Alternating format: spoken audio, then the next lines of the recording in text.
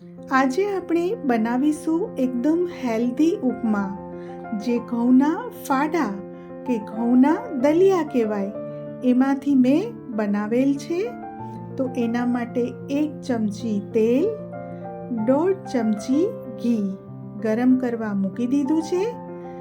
અને હવે ગરમ થાય એટલે એમાં રાઈ, જીરું, તજ, લવિંગ, મીઠી લીમડી, સૂકું લાલ મરચું અને લીલા મરચાંના ટુકડા સોતે કરી લઈશું.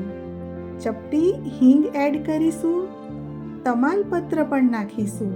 એની ફ્લેવર ખૂબ જ સરસ આવે છે.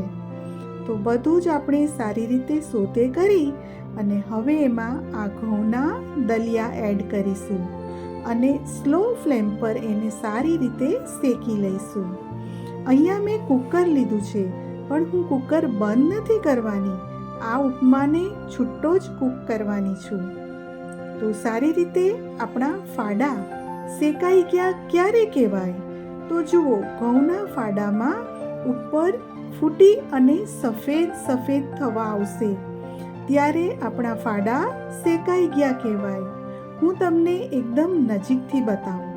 જુઓ, ઘઉંના ફાડા ફૂટી અને ઉપરથી સફેદ થઈ ગયા છે, એટલે સરસ રીતે શેકાઈ ગયા છે. અને હવે આપણે એમાં મગની દાળ એડ કરીશું.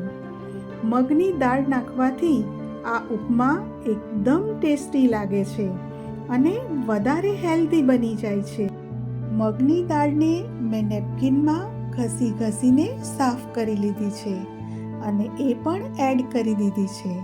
બસ આને માત્ર 2 મિનિટ માટે જ શેકીશું. મેં પાણી પણ ઉકળવા મૂકી દીધું છે. તો હવે પાણીનું પ્રમાણ પણ હું તમને કહીશ કે કેટલું પાણી આપણે એડ કરવાનું છે.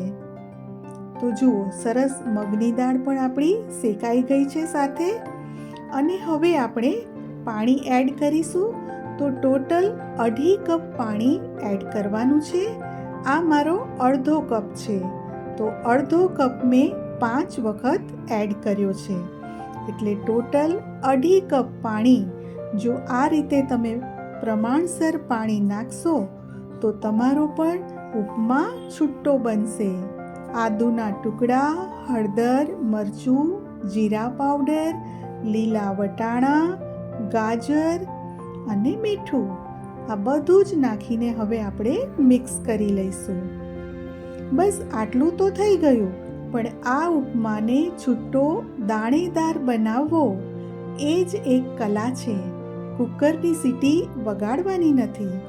તો હવે આપણે ગેસને બિલકુલ સ્લો કરી દઈશું અને આ જે ઉકળે છે બસ એટલું જ ધીમા તાપે ઉકળવા દઈશું. મેં ઢાંકણ બંધ કરી અને 2 મિનિટમાં પાછું ખોલી લીધું છે અને ફરીથી એક સ્ટર આપી દઈશું. ફરીથી મેં બંધ કરી દીધું છે અને હવે 10 થી 12 મિનિટ સુધી એને આપણે કૂક થવા દેવાનો છે. ઢાંકણ ખોલવાનું નથી. જુઓ, 12 મિનિટ પછી આ ઉપમા એકદમ છૂટો અને જુઓ, પ્રેસ કરી જોઈએ, દાણો એકદમ કૂક થઈ ગયો છે. તો જુઓ, કેટલો છૂટો ઉપમા આપણો, દાણેદાર અને સેજ પણ તળે દાજ્યો પણ નથી. તો રેડી છે આપણો ઉપમા.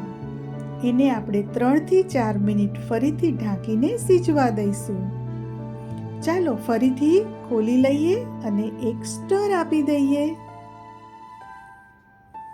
સર્વ કરતી વખતે લીલા ધાણા અને કાજુના ટુકડા હું એડ કરીશ. ચાલો સર્વ પણ કરી લઈએ.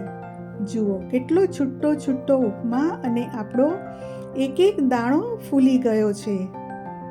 તો મેં લીલા ધાણા પણ એડ કરી દીધા છે અને એક બાઉલમાં હું આ દલિયા ઉપમા સર્વ કરું છું. જોતાં જ મોઢામાં પાણી આવી જાય એવો આ હેલ્ધી ઉપમા છે. તો આપને મારી આવી અવનવી રેસિપીસ ગમતી હોય અને હજી સુધી મારી ચેનલને સબસ્ક્રાઈબ ન કરી હોય તો સબસ્ક્રાઈબ કરી લેશો. બેલ બટન પણ પ્રેસ કરી લેશો, જેથી નવા વિડીયોના નોટિફિકેશન્સ મળતા રહે. કાજુના નાના ટુકડા પણ મેં ઉપર એડ કરી દીધા છે અને તૈયાર છે આપણો ઉપમા. તો આ ઉપમા આપણે દહીં સાથે, સલાડ સાથે અને લીલા મરચાં સાથે સર્વ કર્યો છે. આ હેલ્ધી ઉપમાની રેસીપી જોયા પછી વિડીયોને લાઈક, કોમેન્ટ અને શેર કરવાનું ભૂલતા નહીં. Thanks for watching.